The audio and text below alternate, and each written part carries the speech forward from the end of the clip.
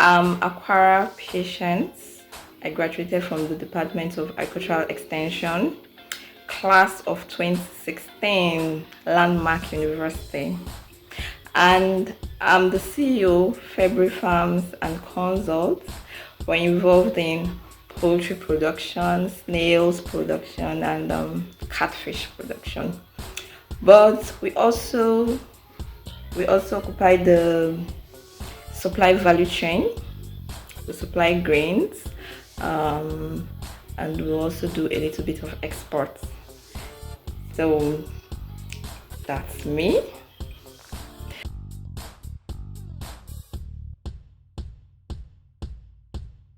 Well, I consider passion, focus, consistency, and patience. Why I say why I said passion is because you're going to face a lot of challenges, but then when you're passionate about something, you don't give up. You want to you just want to keep going. Also, focus helps you fight distraction. You're going to have a lot of distractions, especially when you start having issues. There's no success story that doesn't have its own failure. And like Papa used to say, there's no star without a scar. So in the beginning, when you start having the scar, if you're not passionate, if you're not focused, you could just give up and move on. Another thing is the country we find ourselves, Nigeria. Nigeria does not have a stable agricultural policy. They don't even have, do they? No, they don't have stable agricultural policies. So sometimes you could just see yourself doing something and the government could just come up with something. For example, you're involved in let's say maize production, and then tomorrow the government could just say we are banning maize except it's pro vitamin A maize, with nothing to fall back on. So you have to be consistent, you have to be passionate, you have to be focused, you have to be patient, you have to have a fighting spirit.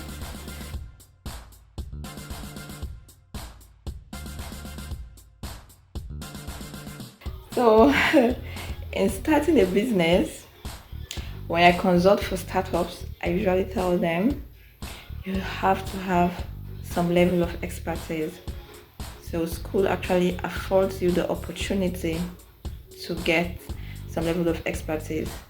You have a playing ground where you have the opportunity to practicalize your field, especially those in the College of Agriculture. You have your research farms, you go for farm practice. It makes it easier for you. That's if you really, really focus, if you really, really follow it passionately. Then also when you're done with school, you get a mentor who is also in the field of your study or the field of your business venture. Now, why you need a mentor is because a lot of mistakes that you would have made, they've made those mistakes. So it's easier for you to soar on the shoulders of those who have gone ahead of you. Like me, my lecturers from the College of Agriculture are actually my mentors. I have Professor Bamiro. I have Dr. Adeshino. I have Professor Akombe. I just basically fall back to Landmark University lecturers in the College of Agriculture because whenever I have a little issue, I just call them and be like, "Sir, ma, see what's happening," and then they'll be like, "Okay, this is what you should do. This is what you should do." And I really, really appreciate that. I like Landmark University is a blessing to me because even after school, things that I would have spent money doing, consulting, I just call my lecturers and they are ready to help. They're so passionate about seeing us grow. That's one thing I tell people. Our lecturers are so passionate about us. Just want to see us grow. When you call them, they're happy, they're excited, they want to help you. And that's a blessing. That's a rare gift that we have. So I'll advise you in your department, be very close to your lecturers. Establish a very good relationship with them so that when you're done and you want to practice, it'll be easier for you because you get to call them and they get to give you a listening ear and also advise you. Also, you have to have a level of financial support. Now, some people will say, I want to go into this business, I want to go into that business, but I don't have support. You need to learn how to pitch your ideas. You could start with family members. You'll have maybe an uncle or auntie that have a few change that they're really not using. Could be maybe 100,000 or less. If they notice how passionate you are about what you want to do, they'll help you. Then from there, you could use social media to grow yourself and put yourself out there for bigger investors to see you. From there, you grow.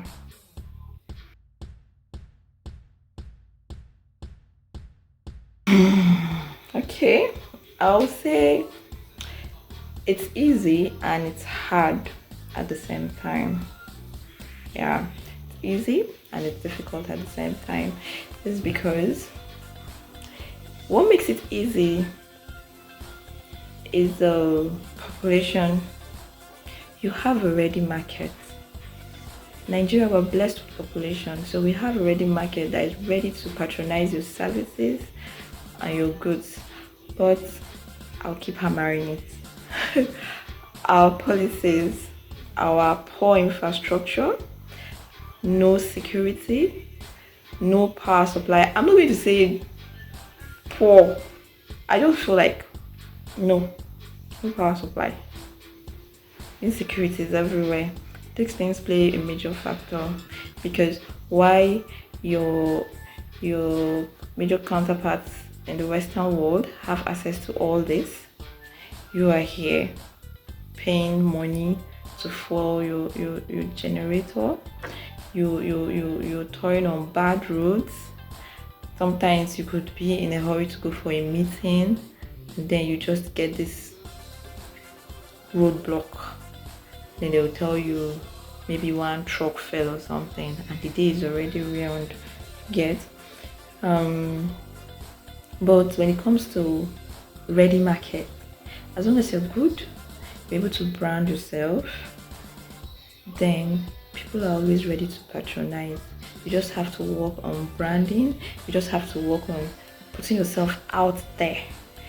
So you should be ready to spend a little in taking yourself out there.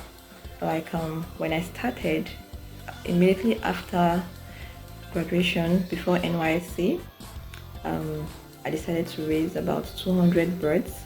I started with friends and family, and then I went to Facebook, Instagram, opened an account, and I started, putting myself out there. I wasn't really making money then, but I was passionate about it. And during NYSC, I continued to also appreciate the fact that we had to go through TTG after our final papers. TTG really opened my eyes to a lot of things. So during NYSC, it wasn't the time to gallivant for me. It was the time to build myself. It was the time to build my brand, and it really helped me. So in starting a business, you should be able to work on building your brand, not because you know that there are already markets, then you just produce, buyers will come. No, it doesn't work that way. Bishop Oyedepo always tells us that if you're a carpenter, be the carpenter. If you're a mechanic, be the mechanic. Don't just be just anyone. Be different in your field.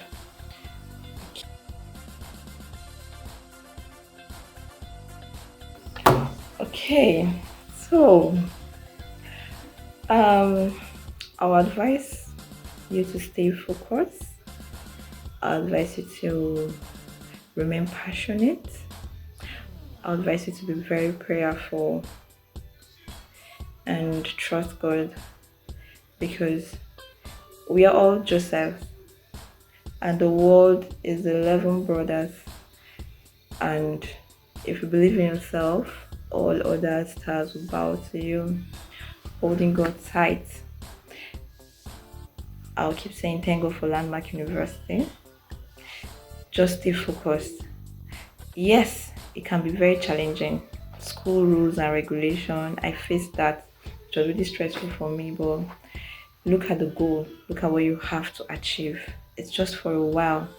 Rules and regulation is just to make sure that there is sanity in an environment. If you allow it to distract you, you might really miss it.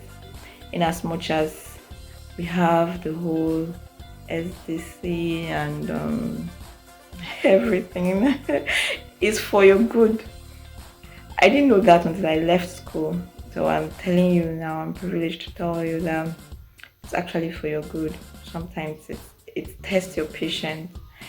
The waking up in the morning, going for chapel service.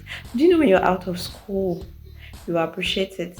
You see yourself, you're faced with a lot of challenges, and you wish you're in that environment where you just have to stand up and pray. So my advice is stay focused, be very close to your lecturers. Don't allow the rules and regulation of the school distract you. It's just for a while, and I pray we all come out victorious in Jesus' name. Thank you so much. Bye.